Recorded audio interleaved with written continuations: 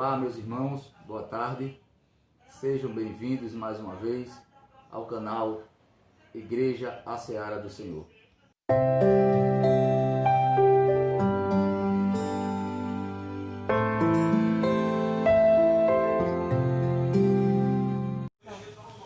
Alô, meus queridos, boa tarde. Vamos mais uma vez ler aqui um texto para os irmãos, para que nós vamos aprender mais um pouco da liturgia, aqui da palavra do Senhor, que se encontra no livro de Mateus, capítulo 14, a partir do verso 22, que a Bíblia vai dizer, leiam comigo a partir do verso 22, que diz: imediatamente após Jesus insistiu com os discípulos para que ele entrasse no barco e fosse diante dele para outro lado, enquanto ele despedia a multidão. Assim que mandou o povo embora, subiu sozinho a um monte para orar. Ao chegar da noite, lá estava ele só.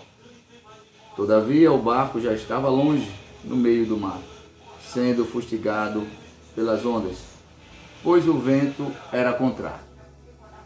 A Bíblia nos diz, meus queridos, que Jesus, ele após ter multiplicado, feito a multiplicação dos pães e dos peixes, a qual ali foram alimentados foram 5.000 homens, fora mulheres e crianças, e ainda ter sobrado ali 12 cestos de pedaços de pães, porque Jesus, ele não deixa se perder nada, Quer dizer para você que nenhum dos teus vai se perder, Então, Jesus Cristo agora ele dá uma ordem aos seus discípulos para que eles atravessassem o mar da Galileia, porque ele ia despedir a multidão e depois ia orar à parte, pois anteriormente o seu primo João Batista, o batizador, ele tinha sido decapitado. E Jesus, após despedir a multidão, Jesus vai subir ao monte, vai orar, enquanto os discípulos adentram o mar da Galileia. A Bíblia diz que o mar da Galileia ele tem uma extensão de 25 a 30 quilômetros. E a Bíblia diz que os discípulos já estavam no meio do mar. Porque é no meio da caminhada que muitas vezes tropeçamos, é no meio da caminhada que muitas vezes queremos desistir. Eu quero dizer para você que Jesus, ele está contigo, ele está no controle de toda situação. Amado irmão, eu quero dizer para você nessa tarde, que quando Jesus dá uma ordem a alguém, não se preocupe, siga as orientações do Mestre, porque ele sabe como conduzir a minha vida e a tua vida, os meus passos e os teus passos. Ele é que direciona a tudo aquilo que pertence a ele. Então ele só tem o melhor para mim e para você. E a Bíblia diz que os discípulos já estavam ali a quarta vigília. Por volta das 3 da manhã, eles estavam ali cansados. A Bíblia vai dizer que eles estavam fatigados. A fadiga já tinha chegado no seu corpo, então quer dizer que eles estavam cansados, eles estavam prestes a desistir, estavam prestes a parar, aleluia. E eu quero dizer para você que que o próprio Jesus estava vendo a situação dos discípulos a quando eles estavam passando. Jesus estava orando, mas ele estava vendo, porque a Bíblia diz no livro de Marcos, capítulo 6, 48, que Jesus ele estava vendo os seus discípulos, ele estava vendo o que eles estavam passando, eles estavam vendo que eles estavam fadigados.